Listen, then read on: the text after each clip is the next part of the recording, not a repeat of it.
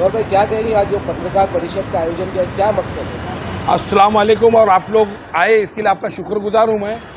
देखिए, मैटर ये 1.5 महीना पहले का है।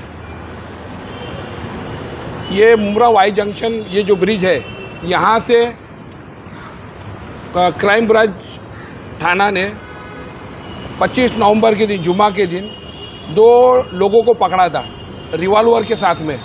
और ये भी बताया गया कि उनके पास ड्रग्स वगैरह था। हालांकि उनके पास ड्रग्स वगैरह नहीं था, खाली उनके पास रिवॉल्वर थे। ये न्यूज़ बनी थी, पेपर के अंदर आई थी।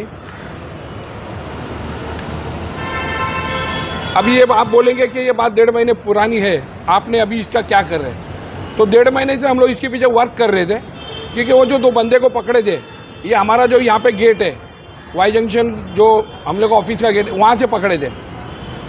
हमने इसकी तहकीकात की तो हमको पता चला कि उनको सुपारी दी गई थी हमारी, खास करके मेरी। ये जब से वाई जंक्शन ब्रिज का उद्घाटन हुआ है और हम लोगों ने यहाँ पे दशहरे के दिन जो हमारा पहला बोर्ड लगाए थे, तो उसके बाद में शाहरुख सैयद उसने ला के रात में यहाँ पे बोर्ड लगाया। उसके बाद में हम लोग के झंडे जलाए गए और काफ़ी वारदात है, उसकी एनसी हुई, कंप्लीट हुई। तो ये जो जगह थी, ये एमएमआरडी की जगह है। और हम लोग ने माननीय सांसद श्रीकांत शिंदे से पत्र व्यवहार किए, मुख्यमंत्री से पत्र व्यवहार किए। उसके बाद में हम लोग ने यहाँ पे कार्यालय डाले और जो भी है हमारा पेपर वर्क चालू है। मगर कुछ लोगों को ये बात हजम नहीं हुई कि ये जगह उनको चाहिए थी और उनका कुछ प्लान था यहाँ पे। तो इसके अंदर 4 लोग शामिल हैं और ये लोग जो 2 आए थे वो मुझे मारने के लिए आए थे। मगर इत्तेफाक से उस दिन जुमा था। जुमा का दिन होने के वजह से मैं जुमा के दिन आता नहीं हूँ। ये मेरे बाकी बंदे यहाँ पे कैरम खेलते बैठे थे। ये बात है 12 से 1 बजे की बात में, यहाँ कैरम खेल रहे थे और उसी टाइम पे पुलिस ने उनको पकड़ा और बाकी उनको बहुत मारा। यहाँ पे 4-5 बजे तक रखे थे पुलिस, सामने के जगह पे उनको मार के पूछताछ हो रही थी। तो मैं भी आया 2-2:30 बजे।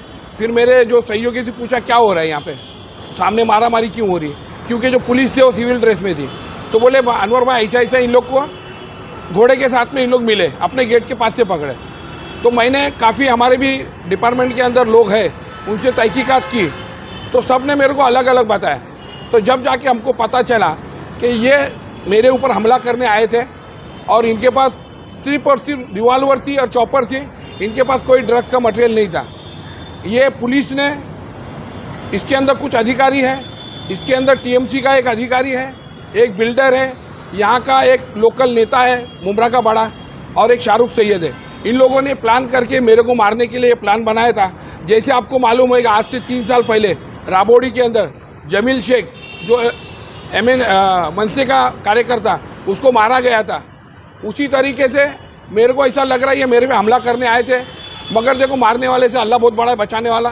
तो मैं इस हादसे से बच गया और इसकी तहकीकात मैंने माननीय मुख्यमंत्री को और उप मुख्यमंत्री, डीजीपी, डीसीपी, कमिश्नर साहब को सबको लेटर दिया हूँ कि इसकी तहकीकात फिर से होनी चाहिए और सीबीआई से होनी चाहिए कि ये आखिर किसको मारने आए थे और इनका मकसद क्या था और इसके पीछे कौन कौन है।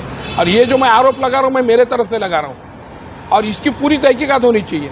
और पूरा हमको मालूम पड़ा है कि इसके अंदर क्या षड्यंत्र था। देखिए, आपको भी मालूम है मुमरा के अंदर कितने लोग ड्रग्स बेचते हुए पकड़ा गए। जो ड्रग्स बेचता है उनके पास हथियार नहीं होते और जिनके पास हथियार होता है उनके पास ड्रग्स नहीं होता है। ये दोनों अलग पार्ट है, मगर कहीं ना कहीं गुमराह किया गया है। और सबसे बड़ी बात, ये मुमरा पुलिस स्टेशन के अंदर आता है, उसके बाद में थाना जोन से क्राइम वाले आके पकड़ते और यहाँ से एक बंदे ने, अगर आप कह रहे हैं कि आपको मारने की साजिश रची गई थी, तो क्या वजह क्या रही होगी? वजह ये थी, वाई जंक्शन ब्रिज के नीचे की जो जगह है, हम लोग ने उनके मुंह का निवाला छीन लिया। तो कहीं ना कहीं उनको तकलीफ़ हुई है। जैसे कि जमील शेख के साथ में हुआ था, वहाँ पे भी उनको तकलीफ़ थी। तो इन लोग का काम एक ही है, एक आदमी को ब्लैकमेल करके ले लो, हाथ में पैसे से खरीद लो।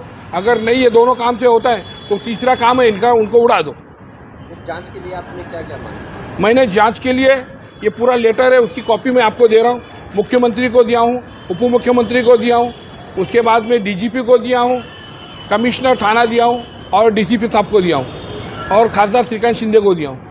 जिन लोगों का नाम आप ले रहे हो, आपको कैसे पता चला कि ये लोग इसके साथ में शामिल हैं? ये ऐसा है कि देखो, ये हम लोग ने यहाँ पे दशहरे के दिन यहाँ बोर्ड लगाया और बाकायदा हम लोग ने प्रेस कॉन्फ्रेंस के मोइन भाई भी आए थे, पेपर में भी न्यूज़ आई थी। उसके बाद में शाहरुख सैयद ने 10-15 दिन के बाद रात में आके बोर्ड लगाया और उसके बाद उसका एक बार मेरे को फ़ोन भी आया था, भाई बोले हमारा ये स्टैंड है, तुम वहाँ गाड़ी मत लगाओ, ये मत करो। तो मैं बोला था भाई हमने बाकायदा उद्घाटन किया है और शाहरुख सैयद ने रात में लाके बोर्ड लगाया था ये।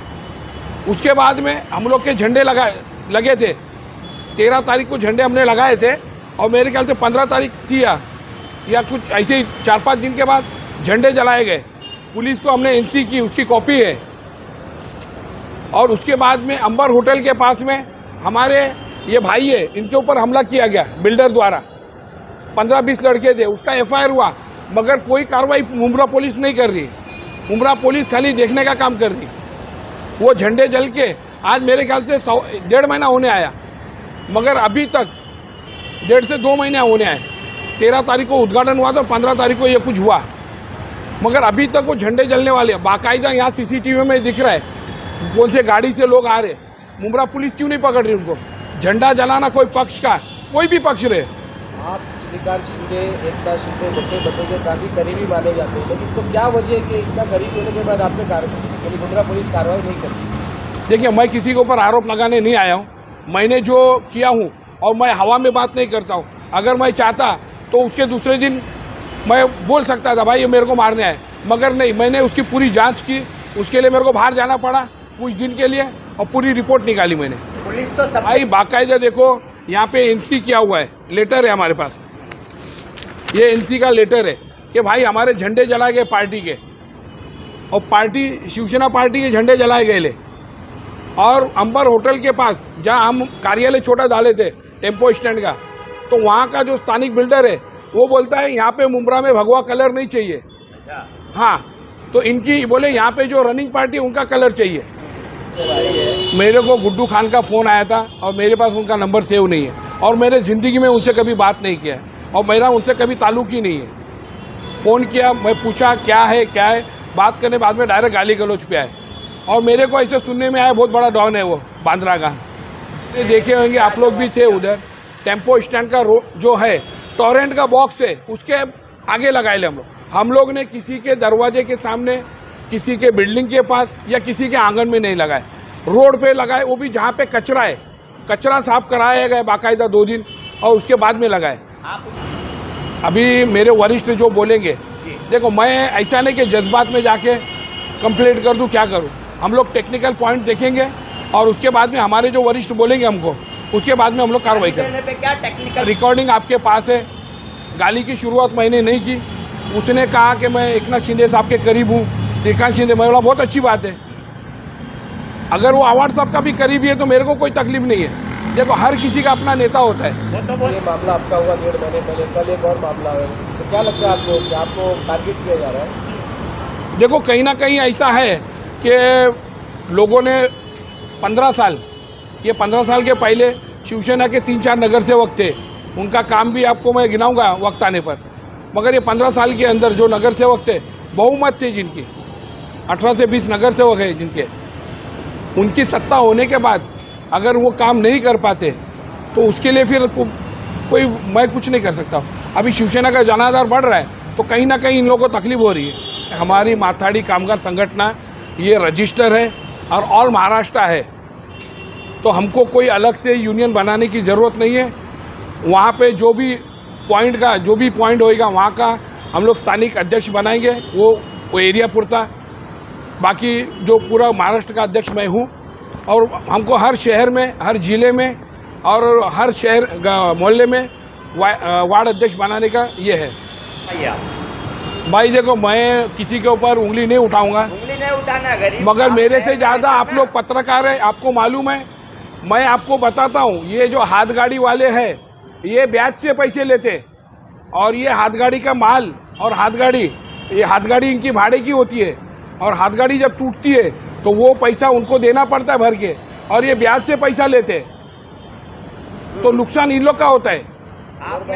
आइडियल मार्केट में पहले से जो हॉकर्स बैठे थे तो वहाँ पे कुछ ऐसी बातें सामने आ रही है, कुछ आप अपने लोगों को भी वहाँ बिठाने के लिए वहाँ लेकर गए। जिस दिन अगर आपने बोल दिया अनवर भाई ये तुम्हारा बंदा बैठा है, मैं राजकारण छोड़ दूंगा। एक बंदा, वाहिद एक बंदा अगर बोल दिया, और इनको मैं बोल दिया हूँ आइडल मार्केट को, अभी जितने आपके बंदे हैं उसमें एक भी बंदा बढ़ना नहीं चाहिए। ऐसा नहीं कि शिवसेना की यूनियन हुई तो कुछ भी चलेगा, कुछ नहीं। और राहगीरी को तकलीफ नहीं होनी चाहिए। कल ही हम लोगों ने बोला एकदम फुटपाथ को सटा के लो, लोगों को तकलीफ नहीं होनी चाहिए, क्योंकि अगर हॉकर्स हमारे हैं तो पब्लिक भी हमारी है। और वो हॉकर्स पब्लिक के लिए बैठे, उनका कोई अलग धंधा नहीं, भाजी मार्केट भेज रहे, कोई कपड़ा मार्केट नहीं है वहाँ पे।